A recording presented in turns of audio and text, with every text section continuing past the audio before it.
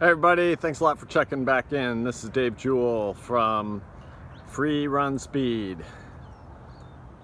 I'm enjoying Saturday morning here in Southern California on the trails, and it's a total blast because it's cool temperatures and very quiet, not windy, and it's not hot, so that's all good. I'll apologize up front for the sound quality. I don't have a microphone with me, so I'm just shooting this on my iPhone, so hopefully you can hear it. All right, the point of today's video. I've spent my entire adult life working in running shoes, whether it's for the largest running retailer in the country as the buyer slash merchandiser slash talking head of running shoes, to working for brands and actually going to China and building running shoes. Today, what I do is I help brands measure their effectiveness in launching products, specifically running shoes, to you, the runner. Every single product in the market today has what is called a go-to-market strategy. How are we going to get that product to the end consumer? So for running shoes, that go-to-market strategy always entails you, the runner. Where are you, who are you, and how are you gonna find out that shoe? The absolute best example of that recently is the Nike Breaking 2 project. So we have to ask ourselves, was it the shoe or was it the runner? Which came first? Well, I can tell you, back in the Nike kitchen, they've always had on their board, let's build the fastest shoe in the world. Probably 30 years ago they had that on the board. So the thought, was it the runner or the shoe? It was the combination. They always had the idea of the shoe, and all of a sudden the runner came along. So then the question is, how are they going to launch it? And so they came up with this whole idea. They convinced the runner, or maybe the runner came to them, who knows. But this whole plan spent an unbelievable amount of money to try to break 2 hours for 26.2 miles and launch a shoe at the same time. Only Nike could do that, could be that bold in doing that. And whether it was the Breaking 2 project or whether it's just the shoe itself, it worked. So that's generally go-to-market. Not everybody can be Nike, but everybody has a plan for their product. So I go out there and measure that. In those measurements, I also tally product that is on the feet of runners.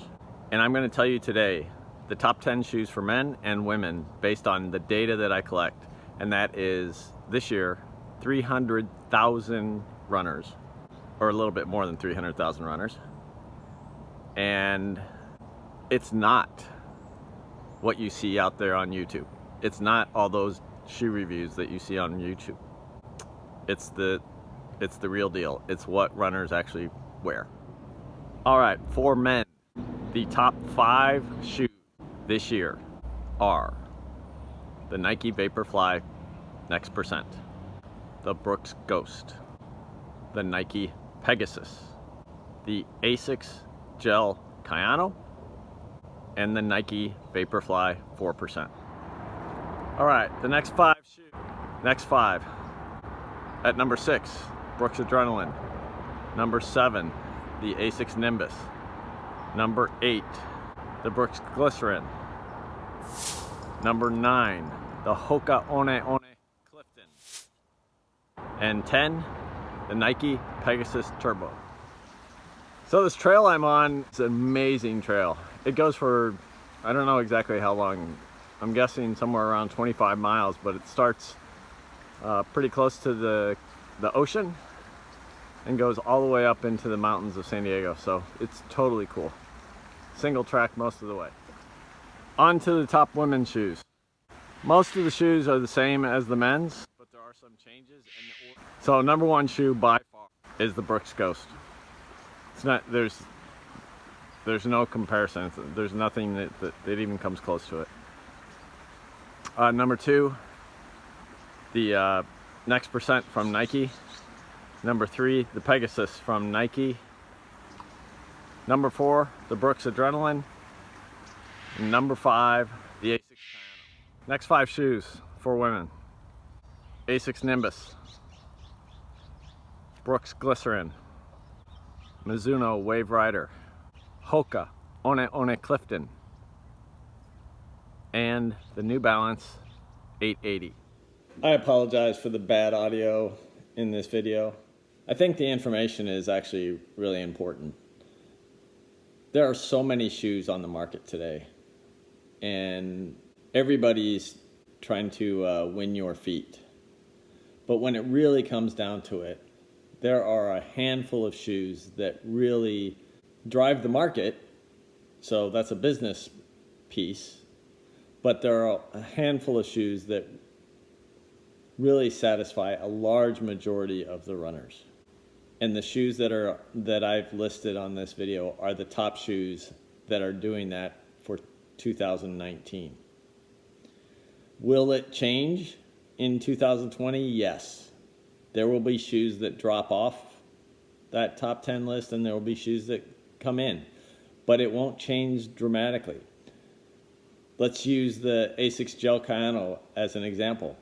That shoe's been in the top 10 for 10 years at least. Now, has it always been number 5? No. There were times it was probably number 1. And maybe it's dropped off a bit, but it's still in the top 10 overall. The thing about the Gel Kayano is it's not a super sexy shoe.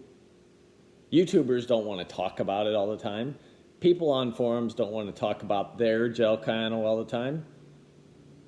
But the fact of the matter is, more men wear that shoe, women too, wear that shoe than almost any other shoe in the market, because it functions correctly, it feels good, and it works good.